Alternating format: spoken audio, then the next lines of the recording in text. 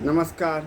बदलती है ज़िंदगी, इरादे तो बाधित हैं। बुरी सोहबत में थॉमस गांजा शराब के लती हो गए। उनके लिए वह घर की चीज़ें भी बेच दिया करते। उनकी चोरी का दायरा कई मोहल्लों के फैलता गया। फिर एक दिन वह भी आया जब नशे की तलब पूरी करने के लिए उन्होंने माँ का मंगलसूत्र बेच दिया। साहित्य के छोटे छोटे दरोगा, इन दिनों कुछ भी लिखना बड़ी मुसीबत है। अपने लिए कुछ लिखा नहीं कि सरजी ने अपना चाबुक फटकारा नहीं।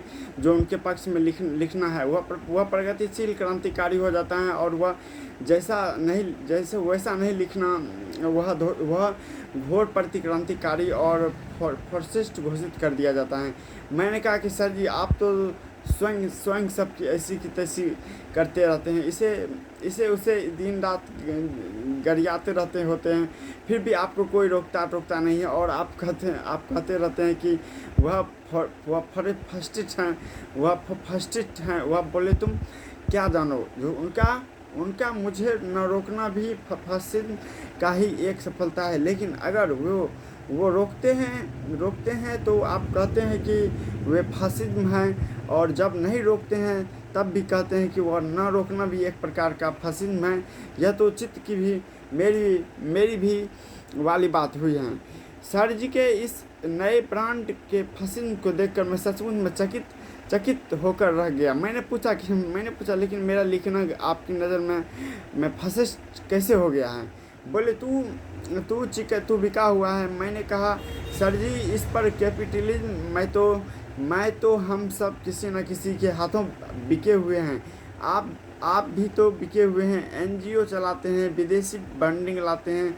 वह गुस्से से फट पड़े हैं। मुझे और मेरे क्रांतिकारी एनजीओ को बदनाम करता हुआ तू निगरानी फर्स्ट ध्यान रखता है, मेडिटेशन रखता है, जो हमारे साथ नहीं है, ये सिर्फ फासिज्म के साथ है। मैंने पूछा, वह फासिज्म क्या होता है?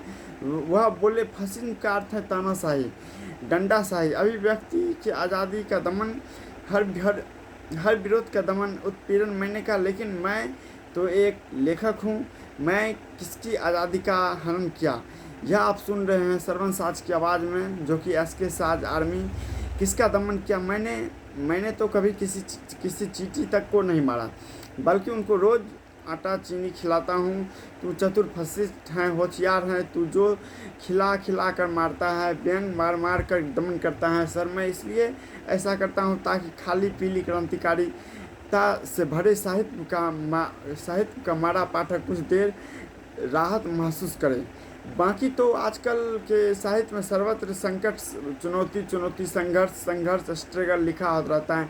उसे कोई पढ़ता तक नहीं है, पॉपुलैरिटी देखता है। यही तो इंटेंशन की बात है। जब शोषण, दमन, उत्पीड़न, बेरोजगारी का वर्ग संघर्ष चरम पर हो, तब हंसाने का काम करता है। और इस तरह क्रांतिकारी मजदूर किसान वर्ग को संघर्ष भटकाता है। और असल में मुद्दों से भटकाना सबसे बड़ा फासिज्म है। मैंने मुद्दा बदला। सर जी, आपको नई किताब कहाँ से और कब तक आ रही है? मैंने इस नई क्रांतिकारी किताब को हिंदी प्रकाशक नहीं छाप सकते, क्योंकि ये सारे के सारे फासिस्ट हैं, और सब आपस में एक दूसरे से मिले हुए हैं। और अभी सरवन साज की आवाज़ में आप अभी सुन रहे हैं। इन दिनों यही हाल है कि जिसे देखो वही साहित्य में अपना कोड़ा फटकारता चलता है। और बताओ, कैसे लिखो, वह कैसे लिखा, ऐसा क्यों न लिखा, वैसे क्यों न लिखा। तुम फासिस्ट हो। आजकल साहित्य में बहुत से छोटे छोटे दरोगा पैदा हो गए हैं, जो अपने मिलकर भी लेखक पर अपना कोड़ा फटकारते हैं। जय हिंद, जय भारत।